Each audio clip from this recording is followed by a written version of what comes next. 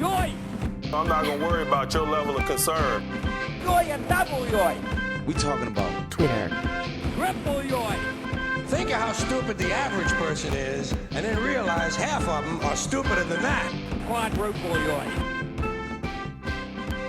You better be willing to do unique things in order to expect unique results. And that's just life. Why didn't he pick him up with a bat? Welcome back to another edition of What Jin's Talking About. In fact, it's not just another edition. It's the 100th the edition. Wow. 100 weeks ago, a tree fell in the woods. Congrats, guys. And we're still waiting for a seed to grow. It's What Jin's Talking About, the conversation about the Steelers' social media conversation, exposing all the hot and toxic takes each week on not just Twitter, but Reddit and Threads and Insta and Discord, maybe? No, it sucks. I'm Kyle Kreis. Across from me is Greg Benevent. Hello. On the ones and twos is the Cognac Kid, DJ Denny G. Hey, guys. Okay, well.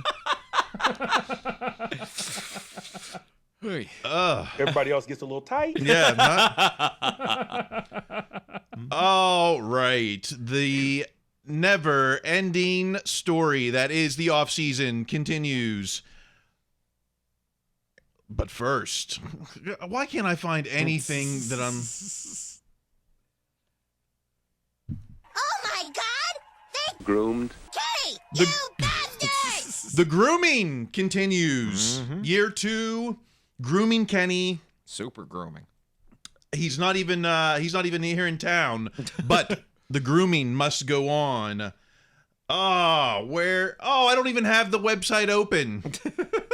Let's get to those. No, I do not want to set Firefox as my default. Unbelievable. Oh, can we get to the takes?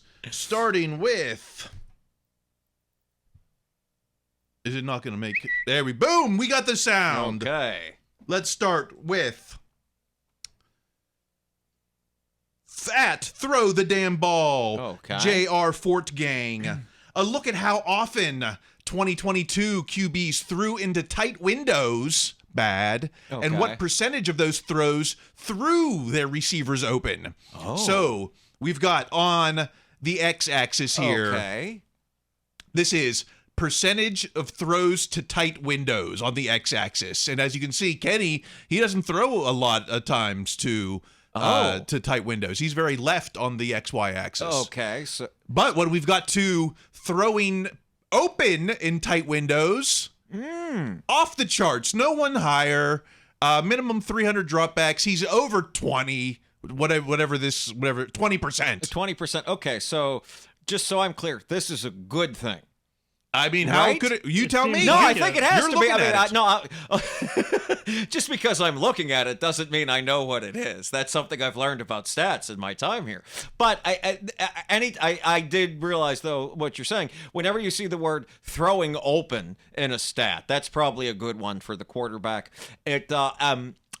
This is one of the more shocking graphs I think you've shown me in our time doing this, that Pickett wasn't just good at this, he was apparently better at it, or at least more proficient with it than anyone else, because I can't help but notice how much lower Joe Burrow's name is on this thing than I would think.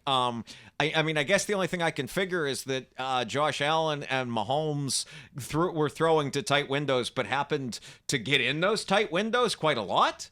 Or they had more interceptions than I know. Not Mahomes, I would say, right? I mean, that's what I would think. Right, Mahomes is pretty low on the throwing open. Okay, so they were throwing to tight windows, but they weren't throwing open in the tight windows. Well, this is great. It's rare. Again, I don't know what to do with a positive stat. Like, I'm almost confused by how great this is. This is wonderful. I have to give something from PFF unequivocal praise. The one thing I'll give Canada praise, he's being very conservative. He's Kenny is lowest on the throwing to tight windows, and I think that's great. I mean, it means he's not. The conservative approach is the Canada approach. I'll go with that. No, okay, and if we're going to define it that way and also piggyback on top of that, boy, this is a stat that feels like how much of this is the last so many games. I bet if we'd seen this stat by the by, it might have been very different for Kenny throwing into some of those tight windows just off of him not being as careful with the ball as he got to. So, again, it's hard to look at this and not think of Kenny's progression. Let's keep the Kenny good news going. He's heating up. Let's go to at JBeamer234, Jared Beamer. Kenny Pickett, honest 2023 stat line. 4,000 yards, 28 touchdown passes, 6 touchdown runs, 500 rushing yards, 5 interceptions, 11 wins, 1 playoff win, all pro. Well, first off, if Kenny has this stat line and they only win 1 playoff game, the fans are going to be livid. They're going to be like, what did the special teams do to lose that second playoff game? I don't think you can be all pro with just 4,000 yards and 28 touchdown passes. Isn't all pro going to be someone who's like 40 touchdowns, 5,000 yards? You're 100% right about that. And I'll also piggyback on top of that. You can't be all pro with 4,000 yards, 28 touchdown passes, and only 11 wins. 11 wins. I mean, in our division, that might not be the division winner. No, that might be wild card. Not at all. But the only way I could see this stat line getting you to all pro is like 16 wins. Like, that's the only way this is happening and that kind of thing. But, I'm not actually sure which pirate Mr. Beamer is using as his icon here. But, I'm not sure, as much as I love this positivity, I'm not sure this is the honest stat line.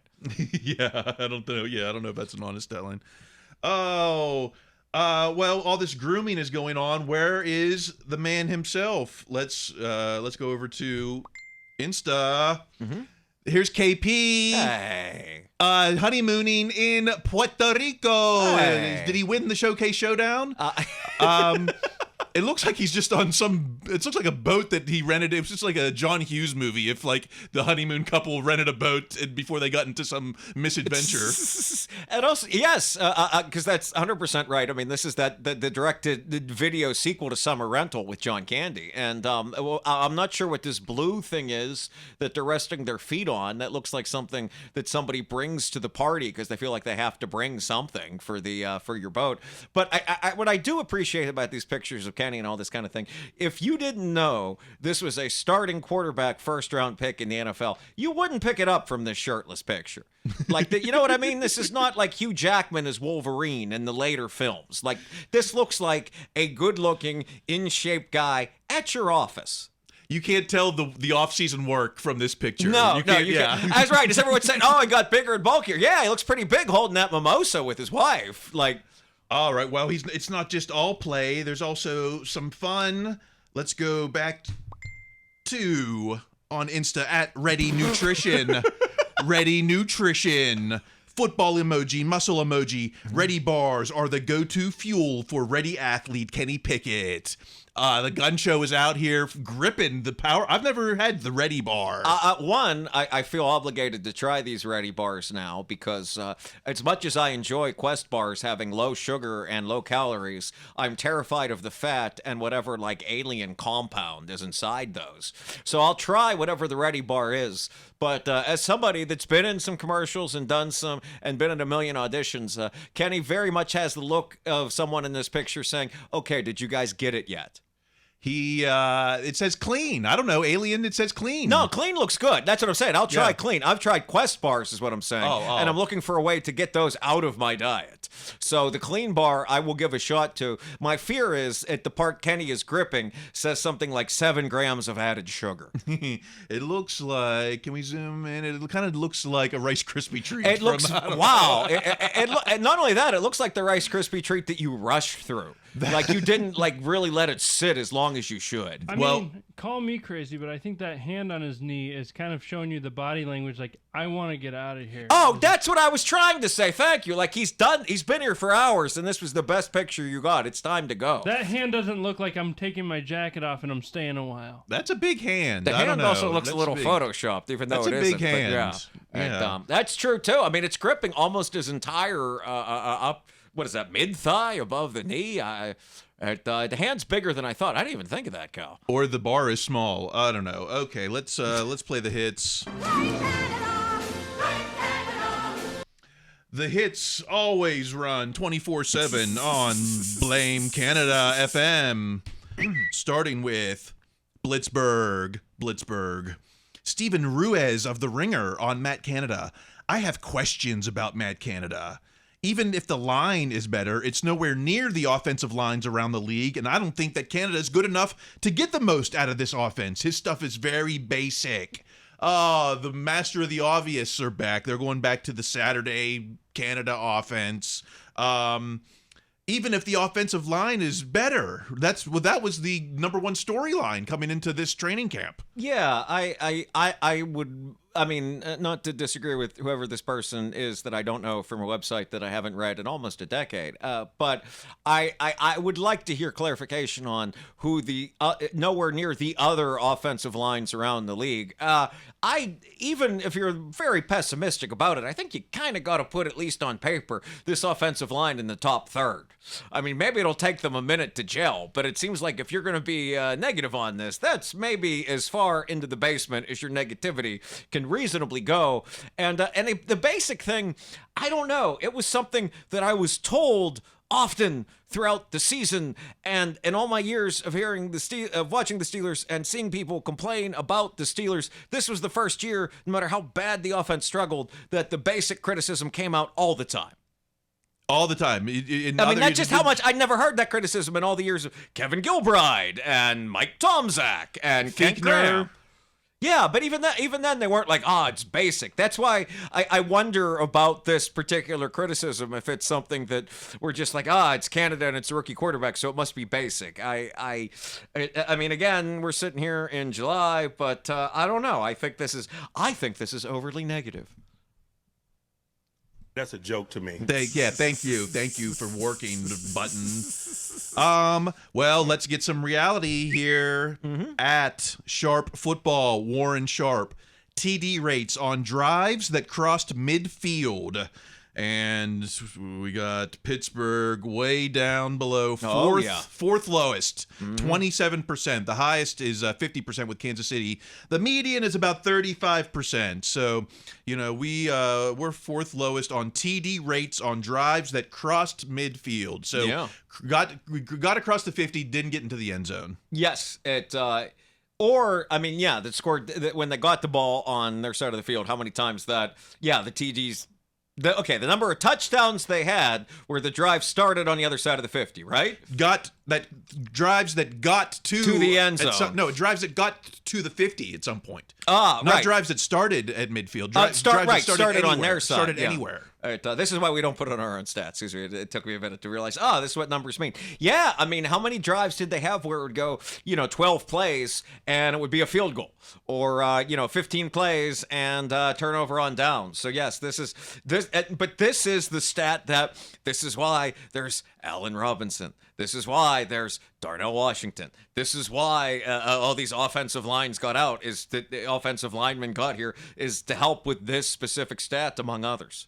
If this season this particular stat jumps up to the median, if we go from 27% to 35%, which takes us from the bottom fourth lowest to about middle of the pack, Is that enough right there, do you think? Is that enough touchdowns right there to put us in contention? I absolutely for the playoffs, 100%. I mean, that's the one thing that I've heard from a lot of people that makes a lot of sense to me, is the idea that if Kenny is just average, this team is probably going to the playoffs.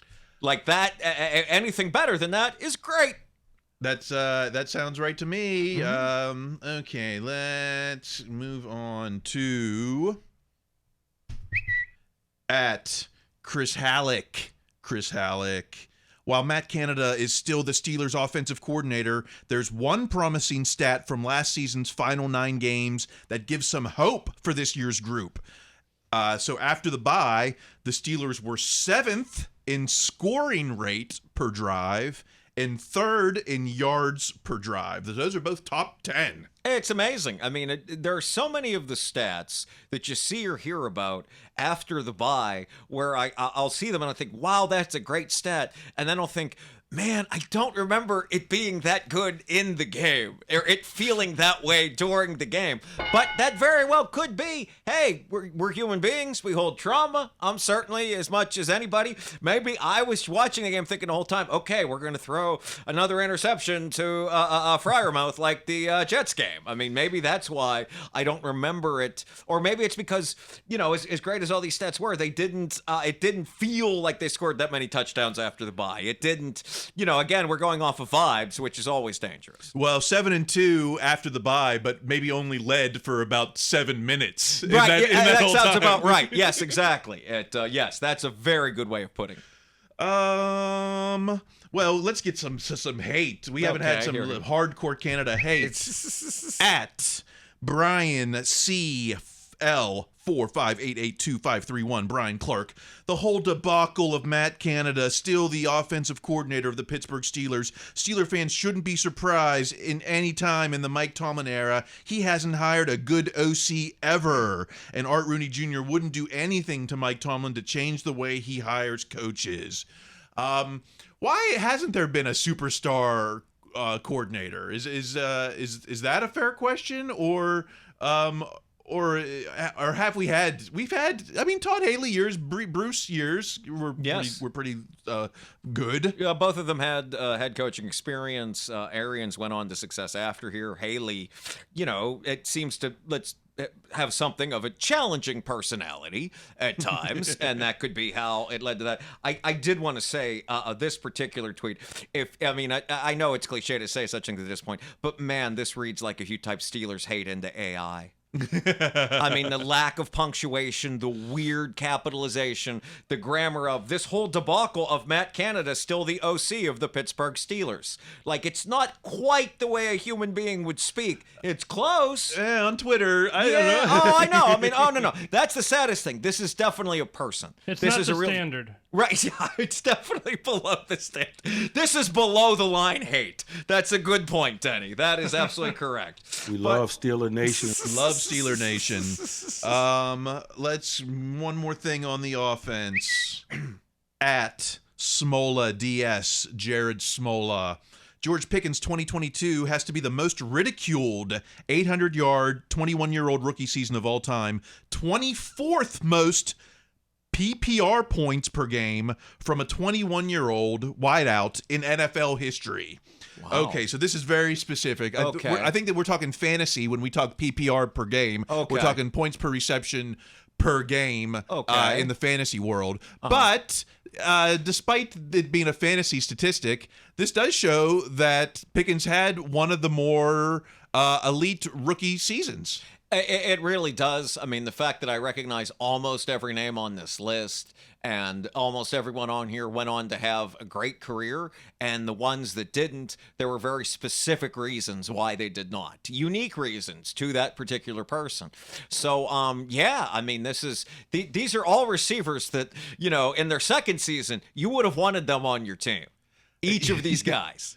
Well, yeah, Jerry Jeudy, I don't know, DJ Moore, I don't know. I kind of would hope that George Pickens would elevate to a little bit more than that. But Larry Fitz isn't too far from that No, list. it wasn't. I mean, I mean, this isn't. What are you bronking about or whatever? But I mean, wasn't Judy like more or less the wide receiver on that team? Though there was no Deontay on that Bronco team. It's not like Rod Smith, rest his soul, was still around. I mean, it's. But again, you're right. I mean, you definitely. If George Pickett's career ends up, we're like, wow, he's the next DJ Moore. We're gonna be disappointed. That part is true.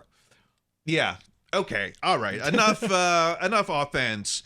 And let's quickly, before we go to break, let's talk one thing about playoffs. Uh-oh. At opening day NFL, opening day game.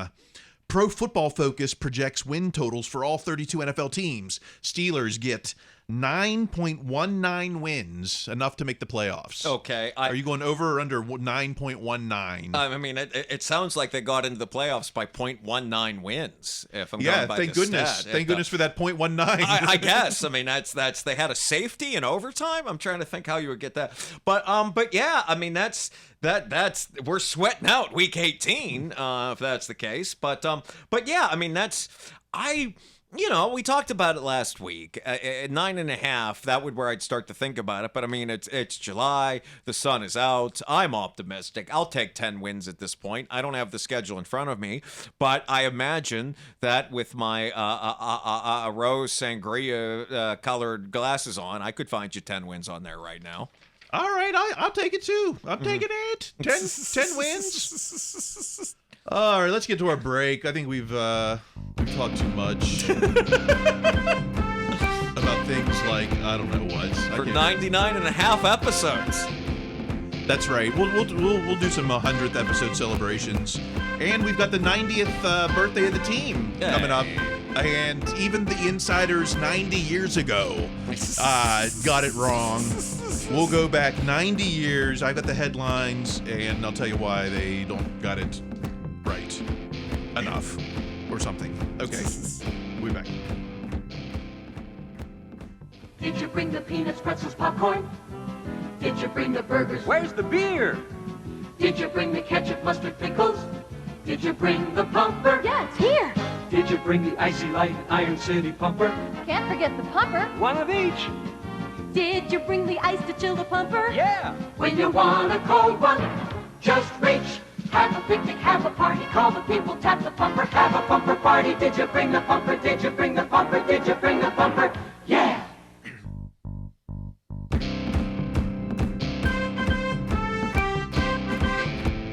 It's the second half of the 100th.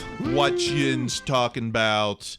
100, you say? And this is the first time you've heard of it? You're not alone. I promised some 90th birthday celebrations for the Steelers coming up. But first, I want to talk about Dick LeBeau appearance on Brian McFadden's podcast, All Things Covered. I guess he's got his book coming out on the 2008 defense. Wow. But they asked him, because if you remember on the pivot, they asked Tomlin what was the best defense, 2005 or 2008, and he did 2010. And they asked LeBeau the same thing, and he said 2008. I mean, he's writing the book on it, so I guess. I mean, I mean, for me, what I remember about those times is and I only ever saw this. I think it was printed in the Sporting News, but they asked him, how much is this defense different from, what the other ones were that you had previously? And he said, look, if Greg Lloyd and Rod Woodson stepped out of a time machine on Saturday morning, I would have them ready to go Sunday night. You mean is he saying he's flaunting his own skills? The defense was plays were similar. It was the players that were different, but the defenses were similar in what he was always calling. It's not like he came up with something new, but it was all great. But yeah, I guess I didn't realize the stat, or maybe I wasn't cognitively aware of it. Yeah. That in Super Bowl 30, the defense held Dallas to 252 total yards. Yeah. It's the turnovers killed them in that game. I mean, But and it was also it's one of those things like when they scored too, when the Cowboys did. I think that was a big part of it. But yeah, they played that great Cowboy offense, and really the last ride of the great Cowboy offense. They played them as tough as anyone ever did. I think Emmett had 49 yards and like 30 some were on one play. Yes, and he still ended up with like 2 touchdowns or something, right? Because it was like very short yardage kind of stuff. I mean, you couldn't play against an offense that great really much better than they did. It would be, man, if just his esteem might even be greater if we would have won that Super Bowl. You know, if you come back and said, "Wow, LeBeau won Super Bowl 30, LeBeau won Super Bowl 43," it's like, you know, he might have a different stature today. Well, that, and also too, I mean, as I always forget, but you see sometimes if you ever watched a clip in NFL films, he was, I'm pretty sure about this, the defensive coordinator for the Bengals when Montana takes the drive down the field. So if he manages to stop Montana there and win a Super Bowl with the Bengals, and then maybe he's not in Pittsburgh, maybe he is, and then he just keeps winning. I mean, it's, if not for probably 2 of the greatest quarterbacks of all time. I mean, it's you know, his book might have come out a lot sooner. Somewhere out there is LeBeau football for the PlayStation. Yes, absolutely, yeah. And he coaches Tom Brady to 5 rings. Who knows? But like, yeah, Okay, it was the 90th birthday of the Steelers this week, whatever, depending on when you're listening to this, 6 months ago. Let's get to at Steelers history. Headlines from the Pittsburgh Post-Gazette, July 8th, 1933. And, you know, you wouldn't expect the Steelers franchise to be above the fold on that day when, you know, not when the British Open's going on. Oh yeah, the Post-Gazette had a lot of British Open coverage. The whole top half of the paper and pictures of these very photogenic men here at the playoff for the game, I guess. Yeah, even the headline, 2 Yankees win where one formerly did. That talking about the British right, Open. and and the Also-Rans article is also about the British Open. Yeah. And then the one next to that is the Sage 36 hole playoff. It must have been a big deal in Pittsburgh. So the Steelers news is below the fold there. Okay. But here's the headline. Pittsburgh will get pro-grid franchise. And, of course, even the insiders back then buried the lead because their lead is it that Pittsburgh gets a new football team? No. It's 2 and possibly 3 new teams may be admitted to the National Professional Football League when the club owners meet in their annual meeting here tomorrow and Sunday. You don't see the words Art Rooney until the very last sentence of the story. Well, that, and not only that, correct me if I'm wrong, it's been a minute since I learned about newspapers, but doesn't that say United News up next to Chicago, July 7th? So the Post-Gazette wasn't even covering this. This was a syndicated right, service. This was like the AP of the time, and that's how they got you with that tight, attention-grabbing first sentence. 2 and possibly 3 teams may be admitted to the league. Wow. Big news, breaking news. Not local gambling legend. Right. This is something to blow your hat right off. Well, coincidence or not, let's go to at Old Time Football. July 8, 1933, the Blue Laws were voted out in Pennsylvania. Same day the Steelers were founded. May 19th of that year, Art Rooney paid $2,500 to enter the NFL. Wow. Coincidence or conspiracy? I mean, it sounds... There has to be, I mean, to use a cowardice, there's a very fine line between conspiracy and just taking advantage of an opportunity. I mean, just making the best of things. Now, the Blue Laws were... What? That was prohibition? Which one was the Blue Laws? Yeah, probably no liquor, certainly no liquor on Sundays or no liquor, you know. Okay. So when football games happen on Sundays and now you can sell your liquor at your polo grounds. Right, but you couldn't sell it at a supermarket for the next 90 years, which of course is a big part of Pennsylvania. No, Art was not there's only so much Art could do. Yeah. There's only so much a chief could do. God bless him. You know, I just actually seeing this, it reminded me the 2023 Steelers net value now is at $3.975 billion. Oh my! Wow. Wow! It's interesting to see that 2,500, and then Yeah, see where that's quite an investment. Someone's reading their notes. At David M. Todd. David M. Todd, the power of compounding, 17.2% annual return. That's right. Art paid $2,500 back in 1933. Today it's 3.975 billion. Not a bad. I guess I shouldn't have bought that NFT. You know? Well, yeah, no, but right. If you can buy an NFL franchise, I mean, take it from us. That's a good investment. I don't have, and I'm certainly nowhere near capable of even doing the math, but $2,500 in 1933, that had to be quite a bit. I mean, yeah, it wasn't chump change. And you know, and if you listen because to, we're in a depression, it's pretty great, right? well, I mean, he was the, Art's legacy, I think, is a little whitewashed. You know, Yes. he was, he wasn't a mobster, but he was probably a wise guy, if you know what I mean. Well, yeah, it's the bootlegger, and as I remember from The Chief, the great play written by Rob Zellers and Gene Collier. I mean, I think there's even a whole bit in there about how he, that talks down the myth of he bought the Steelers with money he won in gambling. It was that's yeah, a myth? It's not like it's not just that. I mean, they play with it. I forget the exact. It's early in the play, and it's a wonderful play. If you ever get a chance to see it, you should. But or even just read it. But yeah, that's in there. He's like, that's not exactly how it happened. I think is the tone they take. The book, is it Their Life's Work? Says that the Chiefs priest would pray with him for gambling wins. So, hey, if you got the, and I think there's also something to that about anything that can help. Again, I mean, we're, inflation, whatever problems you might have right now, but we can't imagine what it must have been like back then at the height of the Great Depression to, no matter how much money you had to, so yes, I think anytime you could find any kind of divine help with your finances, you would take them. I somewhat resent that. Okay, all right. Yeah, I haven't read the book in a minute. I don't know. I think it says something about money. It's our 100th show. Wow. I asked. I went out around Steeler Nation. I asked for birthday messages. We got a couple replies here. Let's see What's up, Kyle and Greg? It's Sammy Coates, man. I just want to say congratulations on your 100th episode of your Steeler Pod. That's pretty cool, man. Yeah, that game against the Jets, I had caught all the passes. I broke my hand in the first half. Got stitched up at halftime. And went back out there and played with a broken hand with like 10 stitches in my hand. It was pretty epic. That's one of my most memorable games, my best games, and it kind of put a sting in my career. But man, hey, thank y'all for thinking of me, and man, good luck with the rest of the time with y'all podcast.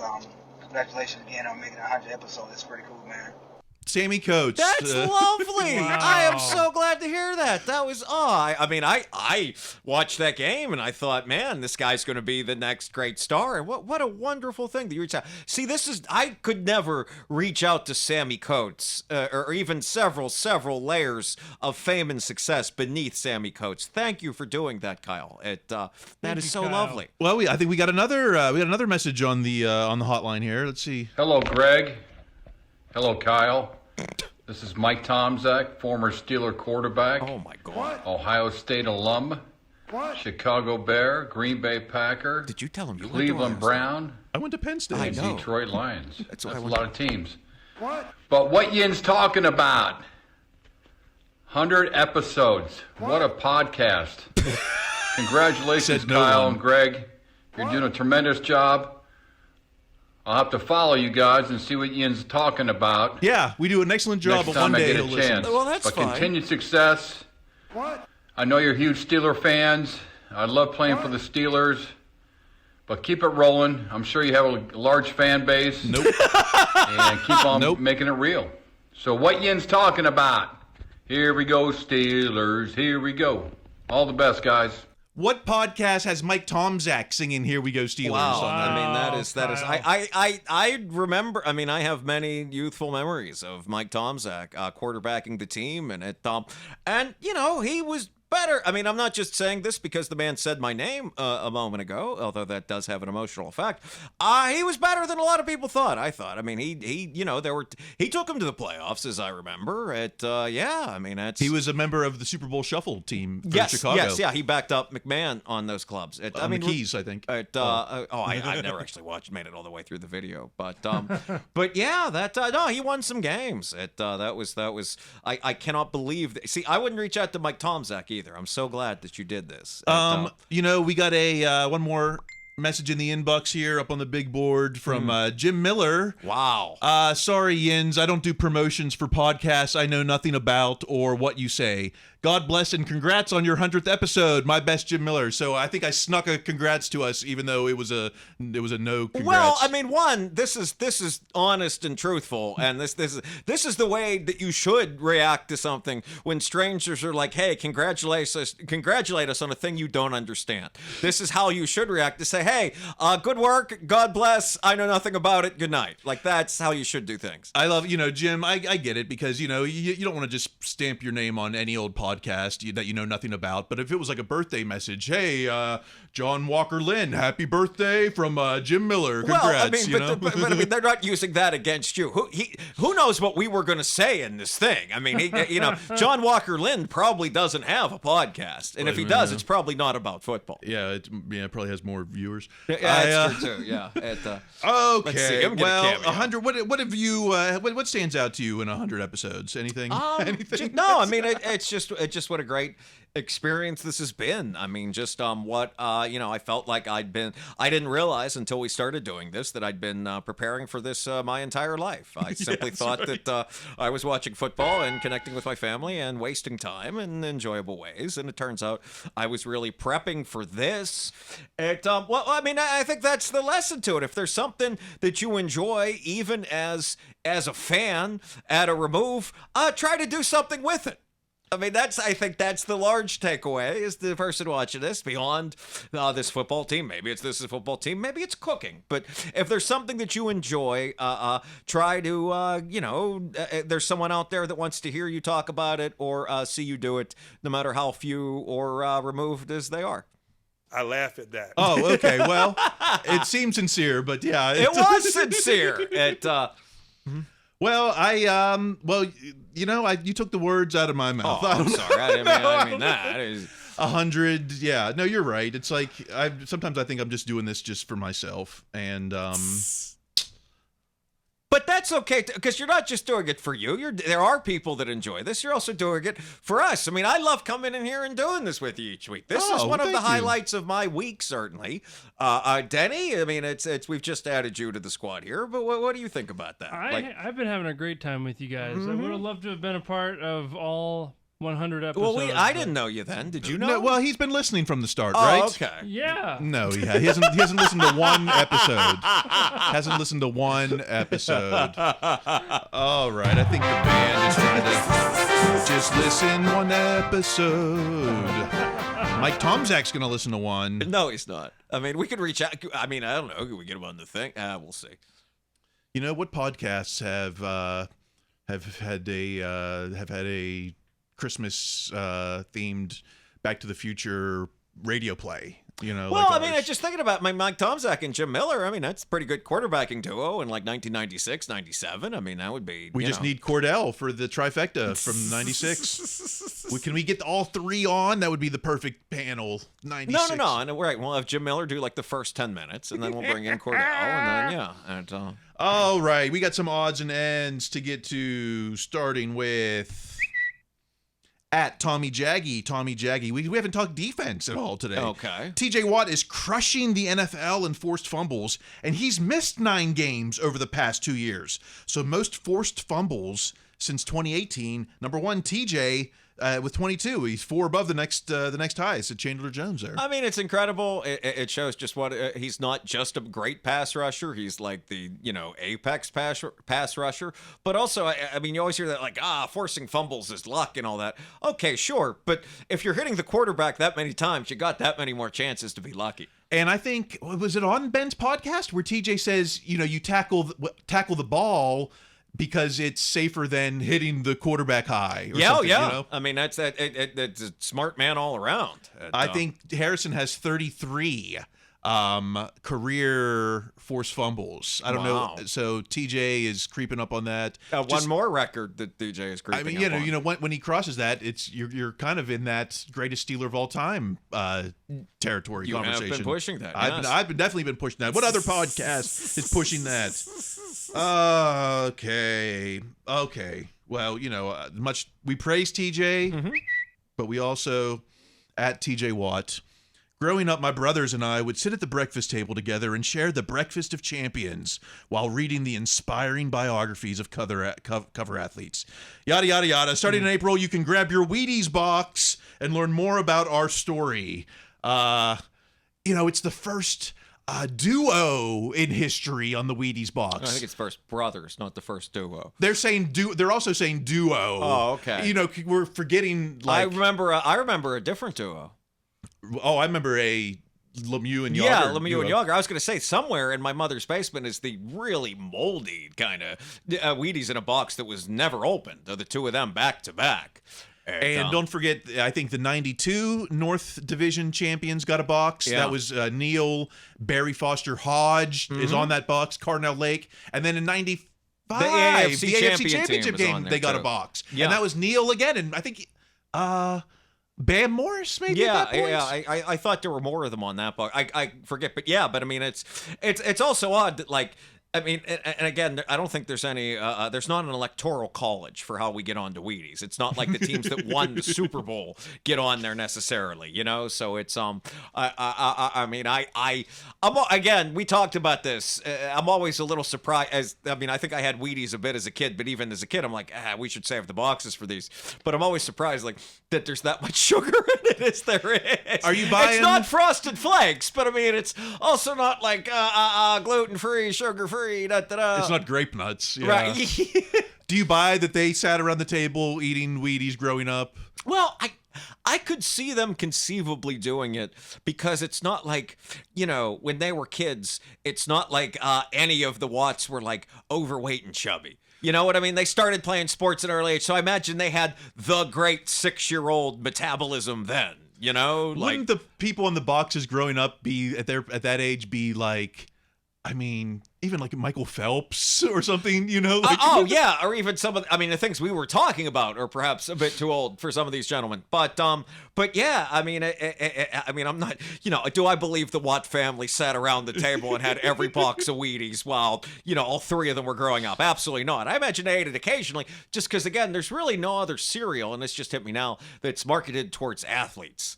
Like, even if, like, Tony the Tiger is wearing, like, a Dodgers jersey or something. That's a good point. You know what I mean? Like, this is the one that, like, hey, you budding athlete kid, eat this stuff. Because you saw that guy on TV. Right? There's cereals are getting cut out of the breakfast marketplace, and so you got to bring them in. Why not just put Derek on there, too? You got 3 brothers.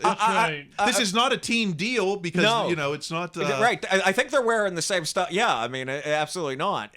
So, I mean, it's... I don't know. It's not like it's like...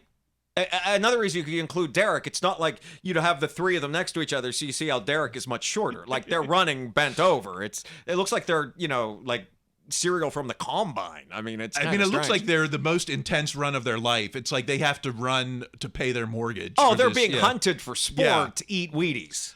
I don't know. I don't think this is a must add to the collection. I'm not putting it next to my 95 AFC North. Yeah, it's not going next to my Bettis Flakes, which imagine what kind of mold those have. And I think those were plenty liberal with the sugar, as I remember. But yeah, I'm definitely not buying whole grain to help keep me fueled and B vitamins to help unlock energy. I'm not on board with that either. Okay.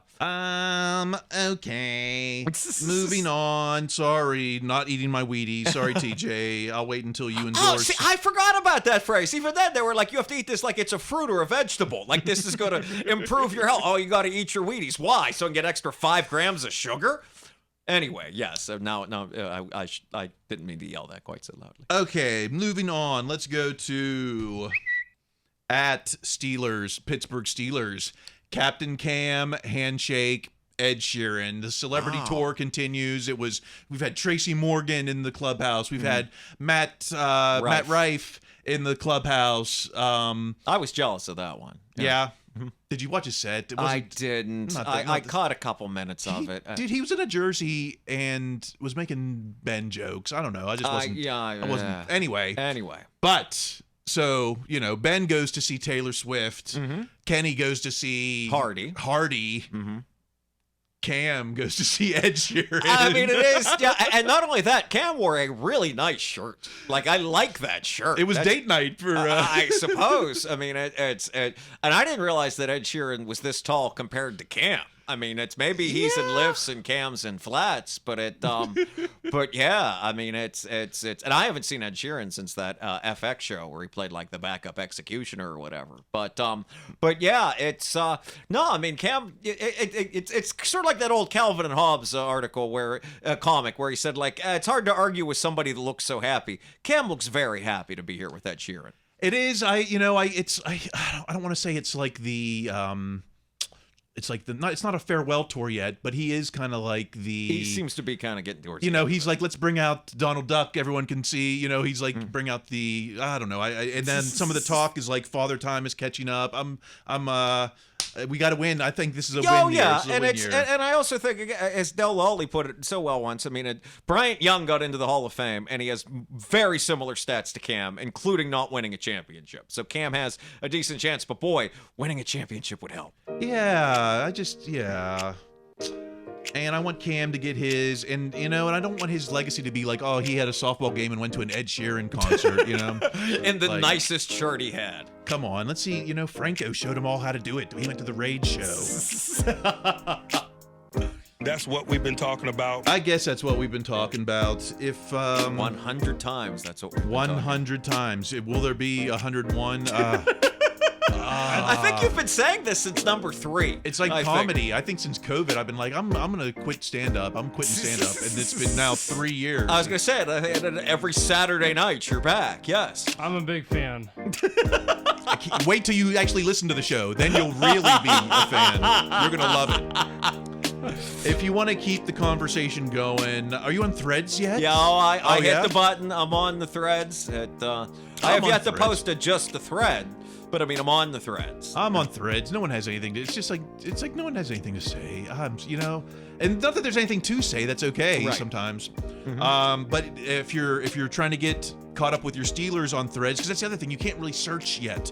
Yeah, they're going to add that, but it's not there yet. But we've got Coach Tomlin on there. The Steelers are on there. DeMarvin Leal, Trey Norwood, Joey Porter Jr., Des Fitzpatrick, the wideout, Luke Barku, Coach Denzel Martin, Larry Ogunjobi. Those are the active Steelers on Threads. If you want some alumni, William Gay is on there, James Ferrier, Cordell, Chris Wormley, and James Harrison. I knew Harrison wasn't going to stay away. I haven't seen him post anything yet, but neither have I. And then if you want some of the official adjacents like Bob Pompiani, Missy Matthews, or Teresa Varley, who I believe is Coach's social media manager. So. That makes sense. I mean, I remember I used to follow like all the Steelers draft picks on Twitter, and then a year later you'd be like the guy'd be coaching at his high school, and I'd be getting updates about that. I'm like, wait a minute, I don't have to do this. All right, and by the way, I'm on Threads, I guess, at Kyle Kreis. And I'm at Greg Benevent, B as in Bravo, E-N-E, V as in Victor, E-N-T. I'm more of a reply guy. If you get, like, I'm not out there posting. I'm usually in there and coming in like on the reply, like, yeah, you got it, sister, like something like that. I don't know. You're like safety, like deep in the secondary. You jump up when you have to. You're not instigating play. I'm a big fan. There you go. Our number one fan. All right. That's how he got the job. Yeah, no kidding. And he lived nearby. Until next week for episode 101, keep listening to yours, Coach. Be their best selves. That's going to be required. Stay in school.